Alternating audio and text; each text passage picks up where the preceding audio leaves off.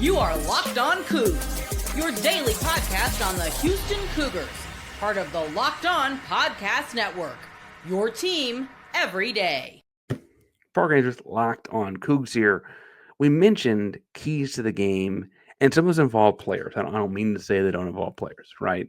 But football oftentimes comes down to Jimmy versus Joe, not X's and O's. And that's a famous coachism and all that. We all heard it 1,000 times.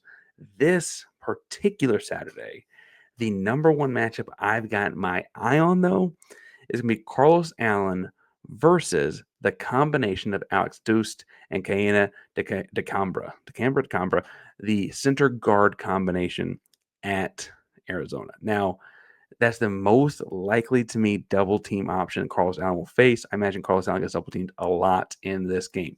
We mentioned a key to the game was going to be containing Noah Fifita and still applying pressure. If you're theoretically containing Noah Fifita from the edges, but applying pressure, those edges are forcing him back up into the pocket. That pocket collapses with middle pressure. That middle pressure comes from one Carlos Allen. Further, that's a matchup he's going to get double teamed a lot. If he's winning that matchup still, I anticipate seeing them do a lot of changing of what they're doing. It's once you poke a hole in the dam, they got to start plugging in. That opens up other things that will spin and spiral the game. Where Carlos Allen might only get a couple pressures himself, his presence can completely change the way this one works, right? The other thing I think about when I look at Carlos Allen's impact on this game as an individual is, generally speaking, in the 5 games Houston's won this year, 5-1 on the season, Carlos Allen has a big day. He's had double-digit tackles, multiple sacks. He does something spectacular. I've been on this from the start. I really he looks like a pro football player in every sense of the way out there. When he plays well, Houston plays well. And I don't mean to put in any way the Tech loss on Carlos Allen, because that does not seem fair. But bluntly, Texas Tech was a team that had forced him into his worst game. He's been pretty strong in all 5 games. Other than that, and they've won all 5 games, and they get Carlos Allen going through that double team matchup. I think he'll be okay. I also mentioned in the opening that Houston's got to establish the run.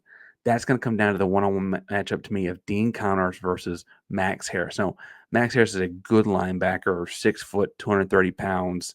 He plays in the box most every snap, and it frankly is going to be more and more in the box as the season's gone on.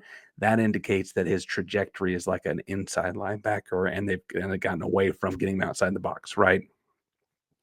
Now, they played BYU last week. He played like 60 snaps inside the box because of the way BYU runs the football. I'd imagine if Houston's establishing a run like I think they should, you're going to see Max Harris inside there, right? This is going to mean that Dean Connors has to kind of make him miss, right? At some point, they have 11 guys, you have 11 guys, and one of yours is the quarterback handing the ball off. In a numbers game, the running back has to make someone miss to get more than a couple yards more often than not. Now you can use your blocks, set up your blockers, maybe make one work to 2 or whatever. That's all true. I don't mean to say it has to be making a miss, the juke move in the hole, but coming off of like the Sports Center quality catch Dean Connors had last week, and I would imagine Max Harris covers Dean Connors when he's on a route, right? I think that it's going to be kind of a meet me in the hole kind of matchup a lot of times. Not quite the same way that Jacob Rodriguez was at Texas Tech, but something towards the effect of Dean Connors needs to win those matchups. I also think, if I'm being blunt, being able to spell Dean Connors with Fat Burnett and kind of give that lightning and thunder look we mentioned in the opening segment is important here, because they don't spell Max Harris the same kind of way. Talk about weather, talk about whatever.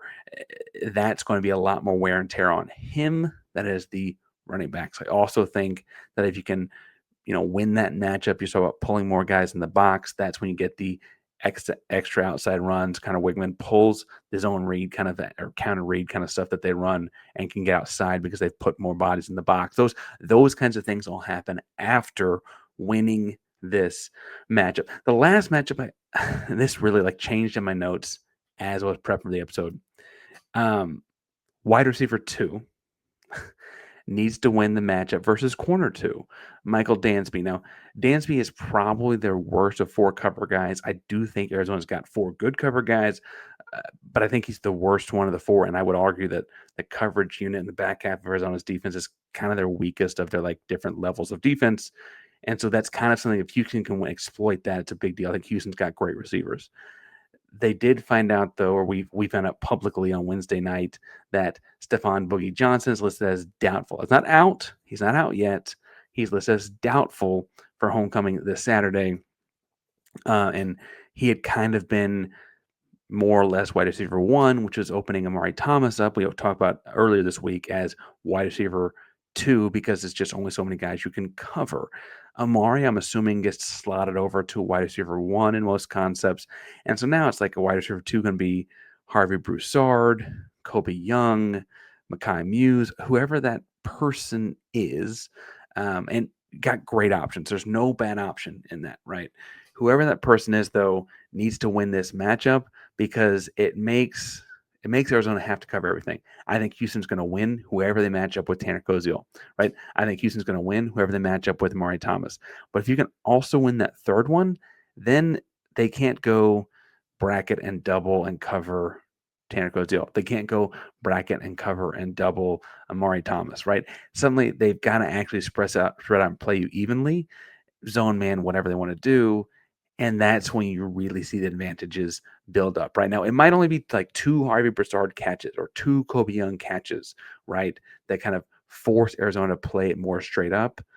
But that could be 2 Koby Young catches that ultimately open up the big one over the top to Amare, or 2 Harvey Broussard catches that ultimately open up the flag route to Tanner Koziol, right? Those kinds of things are big deals here. We talked about earlier this week how Tanner and Amare kind of worked in sync to open stuff up for one another. This adds to that in a way to exploit that weak spot on the Arizona defense. Now, this game is a big game for Houston this weekend. Sitting at 5-1, homecoming, second Saturday football game of the year. There's a lot on the line. And I want to talk about what that is and why this is such a big matchup for Houston this weekend. But before we get to that, today's show is brought to you by our buddies over at Mazda. Mazda crafts cars for those who do more than simply move, right? Mazda delivers confidence every ride. I mentioned before, I drive a Mazda. I have a toddler. Those IIHS Top Safety Plus Pick Awards, they got more of those than anyone else. And when you're putting a car seat in the car, it's important to know or just feel confident in what you're putting it into. It's easy to feel confident with Mazda. Like our players, the Mazda company sweats every detail because you make every move count. Impossible becomes irrelevant. Mazda, move and be moved.